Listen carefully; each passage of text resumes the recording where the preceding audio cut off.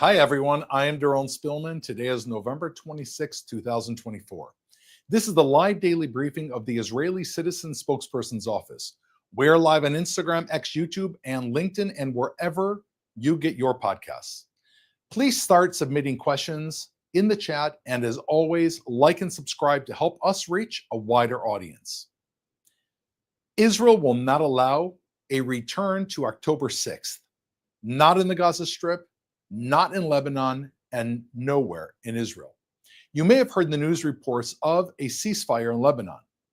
There is discussion of Israeli troops withdrawing in stages over 2 months, as well as speculation about many other details. However, one detail seems clear to everyone in Israel. Israel has got to reserve the right to act against any Hezbollah violations. It's not just about Hezbollah rocket launches into Israel. It is about not allowing Hezbollah's rocket launchers that later can be armed to shoot into Israel.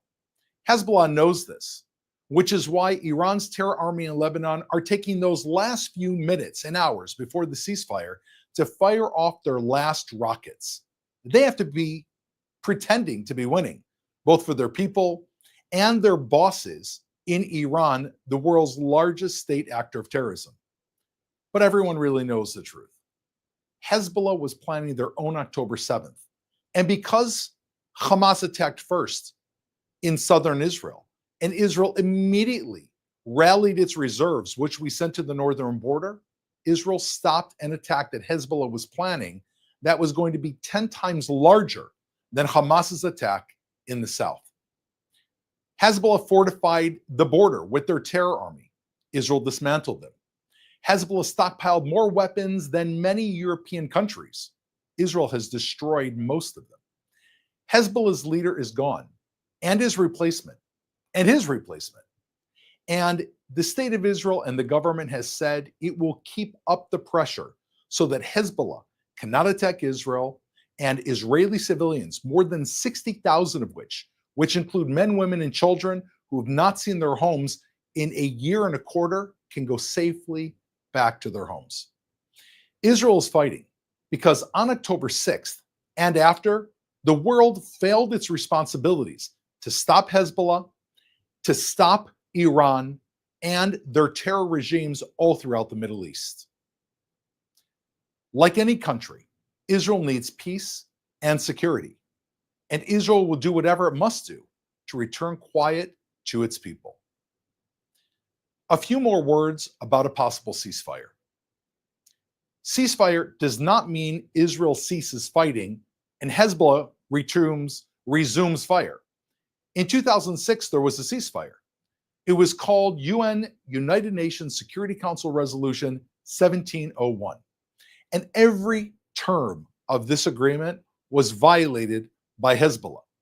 Hezbollah became a threat to Israel's people because, in a very simple way, they were allowed to. UNIFIL, the United Nations interim force in Lebanon, closed their eyes to Hezbollah. And the world told Israel, no, you can't stop Hezbollah. Don't attack Hezbollah. That is how Israel ended up with an Iranian base on its border. No more. Hezbollah cannot be along Israel's border. Hezbollah cannot rebuild its bases. Hezbollah cannot rearm from Syria or from anywhere else. Now, if the rules are broken, Hezbollah needs to know, and the world needs to know, Israel will act to protect its people so that we, just like any other country in the world, have the right to live in peace and safety. Now I'd like to take some questions from the audience watching live on social media. Thank you, Doron. This question is from Hillary on Instagram, who writes, I'm confused over the possible ceasefire deal. I thought a ceasefire was not a good thing because it would give Hezbollah the opportunity to regroup and gain more arms. Can you explain? A ceasefire deal would obviously give Hezbollah more time to regroup, and that is why this is a very perhaps problematic agreement for Israel to enter into. Let's remember, Israel never wanted to go to war in the north at all. It was Hezbollah that launched a war on Israel on October 7th when they saw that Hamas had beat them to the punch and was invading Israel. Israel's not in Lebanon because we want to fight. We didn't have any dreams or aspirations of sending our soldiers into Lebanon. Israel is in Lebanon so that the residents of northern Israel can go back to their border. A ceasefire agreement has two sides to it. On one side, it enables Israel to remove its troops, to rest, plan, and rearm. On the other side, correct, it gives Hezbollah the opportunity to also rest. And right now, Hezbollah is on the run, and that is why many people in Israel are very hesitant about this ceasefire. However, this ceasefire apparently has provisions where there will be an interim force. This has been tried before and it hasn't worked. But now an interim force with United States backing that will ensure that Hezbollah does not violate this agreement by coming closer to Israel south of the Litani River, which is around 15 miles from Israel's border. So Israel is being resolute and very clear. If any of these provisions are not being secured, and if Hezbollah is seen as crossing these borders, Israel reserves the right to respond. But I appreciate your question, and this is something that Israel has to keep its eye on, and it is a big concern for many people in Israel, including me. Lebanon's foreign minister just said that the Lebanese army will be ready to have at least 5,000 troops deployed in southern Lebanon as Israeli troops withdraw. Is this a reason for optimism? I would hope it'd be a reason for optimism. The only problem is you want to choose a friend that has actually done what they've said they're going to do in the past. The Lebanese army has had commitments in the past under the United Nations Agreement 1701. They were also supposed to be an interim force and prevent Hezbollah from going beyond the Litani River. And as we know, Hezbollah not only went along beyond the Litani River, they came all the way to Israel's border. During those, from 2006 Till the present day, those 18 years, the Lebanese army did not live up to its commitment. If it does its job, then it is a sign for optimism. But to be optimistic in advance is to be unrealistic. We'll have to wait to see what happens. This is a question from Sophie on Instagram who asks, what will Israel do to the terrorists who murdered Chabad Rabbi Zvi Kogan? First of all, for those who do not know, there was a Chabad rabbi in the UAE that was unfortunately abducted and killed, leaving behind a wife whom he married less than a year ago. Truly tragic story, an innocent civilian that was just there helping the Jewish community and had no other aims whatsoever. The UAE has said that they have found, we cannot corroborate this, or at least I cannot corroborate this, 3 people that were involved in this act, and they were from Uzbekistan, and that they are being tried and convicted. The punishment will be meted out by the UAE, and therefore it is not within Israel's border. From an Israeli point of view, and I think from a Jewish point of view, we need to make sure that our representatives around the world, whether they are diplomatic delegations or other Israelis or Jews around the world, that the countries that they are residing in are responsible for their safety.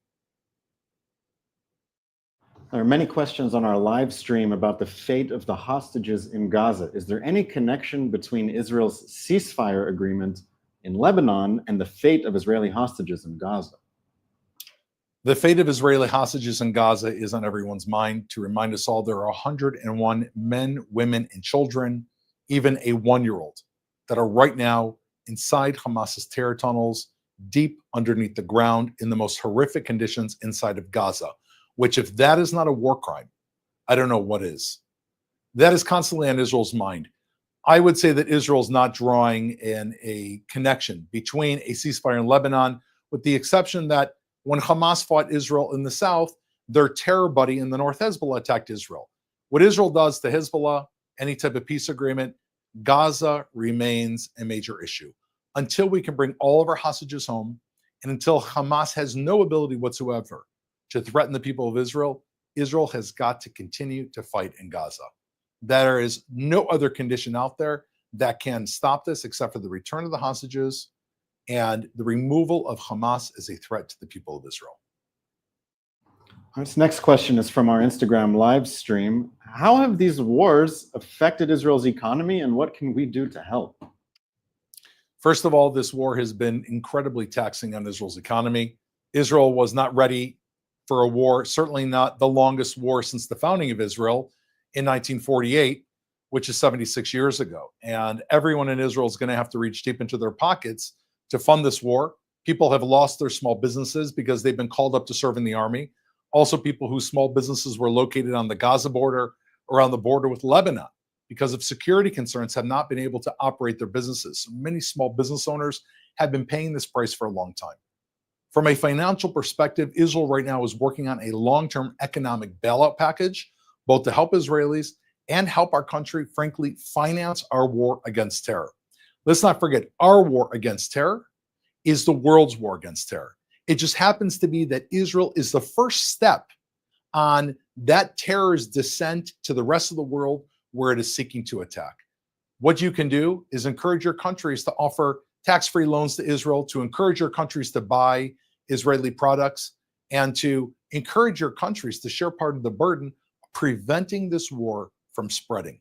We need to stop the next war before it begins. We could have stopped the Hamas war. We could have stopped the Hezbollah war before it began if the world would have pressured those two terror regimes to dismantle and move away from Israel's border. Let's act this time in advance, not just for economic reasons, but for safety reasons as well. This is our final question today. Where do you see Israel in 5 years? I see Israel in 5 years in a place that is now living in a new Middle East, a country that is no longer threatened by Hamas, which will have been dismantled, and the Gaza Strip will be on its own path to revitalization, clearly providing security for the state of Israel and quiet on our northern border with Lebanon, and hopefully without Hezbollah at all in existence, and Iran that is then modified and mollified by the world who realizes that this is a threat, and an Israel that has returned to its high-tech industry, which is the second largest industry in the world, Israeli people who are walking on the streets, tourists who are coming. Israelis want peace. Israel flourishes in peace.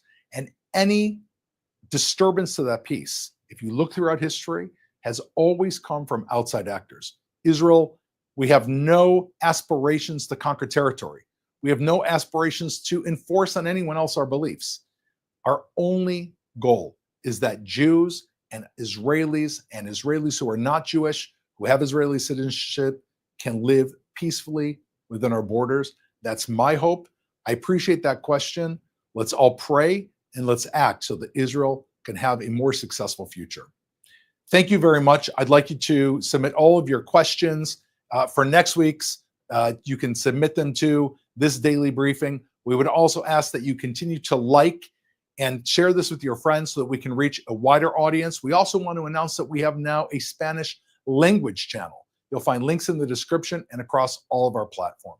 That's all we have time for. Thank you for tuning in. We'll be back tomorrow at 3 p.m. Israel time, 8 a.m. Eastern Coast time. There's also going to be a Giving Tuesdays campaign. Please keep your eyes peeled. If you want to give back, this is an opportunity to give back to this daily briefing in the Israeli Citizen Spokesperson's Office. We're here to provide you with the news and the updates in the way you like them. So please give us a like and also send in your support. Thank you.